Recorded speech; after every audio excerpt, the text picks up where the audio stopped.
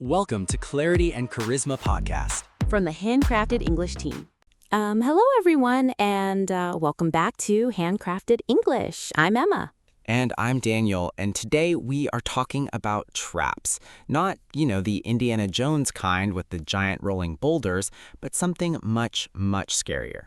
Exactly. Grammar traps. Specifically, 5 very common grammar mistakes that, honestly, almost every English learner falls into at some point. Oh, absolutely. They are like invisible banana peels on the floor of your English sentences. You're walking along, having a great conversation, feeling confident, and then, whoops, you slip on a preposition. Yes, but please don't panic because today, Daniel and I are going to point out these banana peels so you can, gracefully step right over them. We want you to sound natural and confident. That's the goal. So let's just jump right into it. Emma, what is our very first grammar trap of the day? Okay, trap number 1. I hear this one all the time. It is the phrase, it depends of. Oh, the classic. Are we going to the park today? Well, it depends of the weather.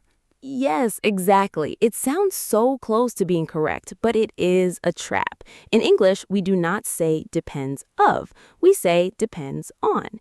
It depends on the weather. Right, and I completely understand why people make this mistake. In a lot of languages, like Spanish or French, the literal translation uses the word for of. But English just has to be different. We like to depend on things. Think of it like you're literally resting your decision on top of a table. It depends on the table. That is a very weird visual, Daniel, but it kind of works. If someone asks, do you want to go out for dinner tonight? You should say, it depends on how tired I am, not depends of. Exactly. I depend on coffee to survive these podcast recordings. Hey, I thought you depended on my excellent co-hosting skills. Well, it depends on the day, Emma. Fair enough. Okay, so that is trap number 1. Always use depends on. Moving right along to trap number 2. This one is a big one. It is saying, I am agree. Oh, wow, yes. If I had $1 for every time I heard I am agree, I could probably buy us both a very nice lunch. Only lunch? We could buy a boat.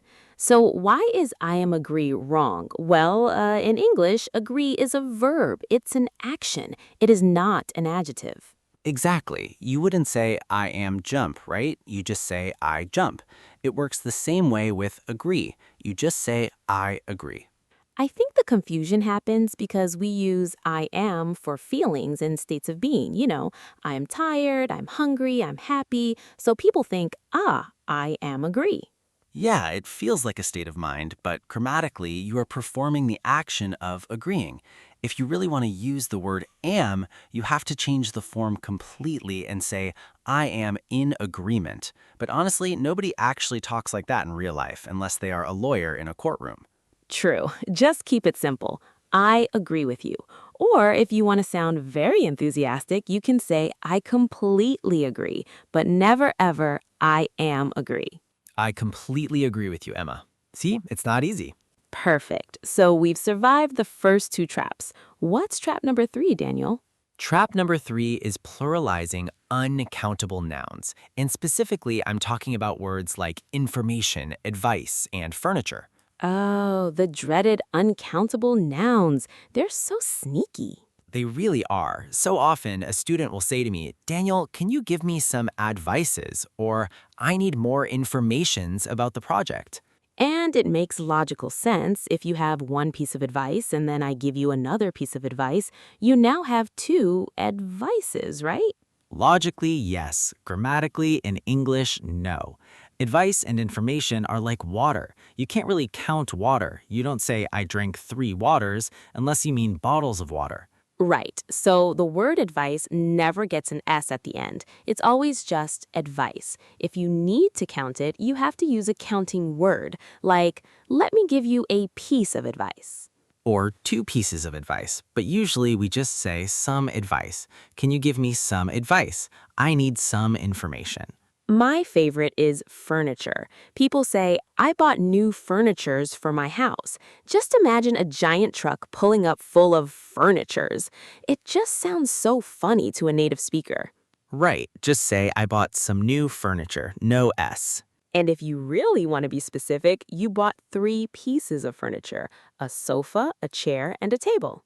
Exactly. So just remember, no S on advice, no S on information, and no S on furniture. Treat them like a big bowl of soup. You can have some soup, but you can't have 3 soups. Unless you're at a very strange restaurant. Haha, true. Okay, we're doing great. We've dodged 3 giant grammar traps. Okay, let's keep this momentum going. We are up to trap number 4.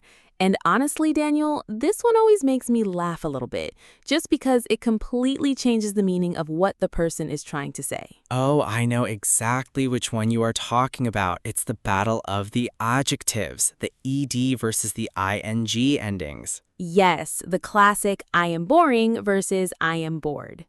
It is such a dangerous trap. I actually had a student once who was telling me about a first date he went on. He wanted to say that the movie they watched was not interesting and that he lost interest. But instead, he looked at his date and said, I am very boring. Oh, no, no, no. What did his date say? Well, she just kind of awkwardly agreed and said, yeah, a little bit. It was tragic, honestly, but it is such a common mistake. It really is. So let's break this down so you never accidentally insult yourself on a date.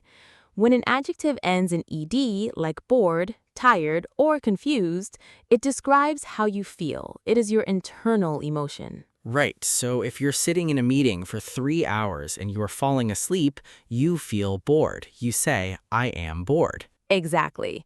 Now, when an adjective ends in ing, like boring, tiring, or confusing, it describes the thing or the person that is causing the feeling. Yes, so if the movie is putting you to sleep, the movie is boring. It causes the feeling of boredom. If your boss is talking for 3 hours and not making any sense, your boss is boring. Just make sure your boss isn't around when you say that. Good point. But you get the idea. The ing word is the cause and the ed word is the result or the feeling. Let's do another quick example so it really sticks. Think about the word confuse. If I try to read a complicated legal document, the document is confusing. It has an ing because it is the cause. And because the document is confusing, you feel confused with an ed. Exactly. So please, whatever you do, do not go around telling people I am boring or I am confusing, unless you're trying to warn them about your personality. Right. Nice to meet you. I'm very confusing. It's a bold introduction, I'll give it that. Okay, we have arrived at our 5th and final grammar trap for today. And this one it's a structural one. It happens all the time when we talk about the past. Oh, the double past tense trap. This one is like a grammatical echo that you just don't need. Exactly. It's when people say things like, I didn't went to the store, or did you saw the movie?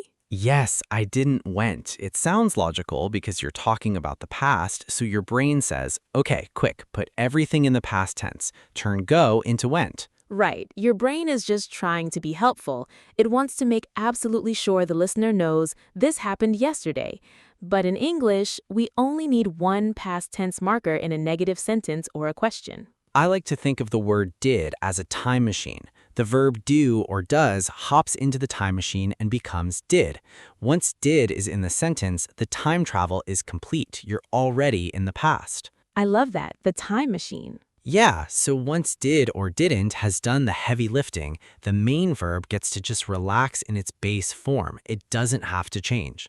So instead of I didn't went, the didn't is the time machine and go just stays as go. You say I didn't go. Precisely. You don't need 2 time machines. If you put didn't and went in the same sentence, the time machines crash into each other. It's a grammatical disaster. A disaster. Same thing with questions. You wouldn't ask, did you saw my keys? The did is already in the past, so the main verb see stays in the present form. Did you see my keys? No, I didn't see your keys. It just flows much better, too.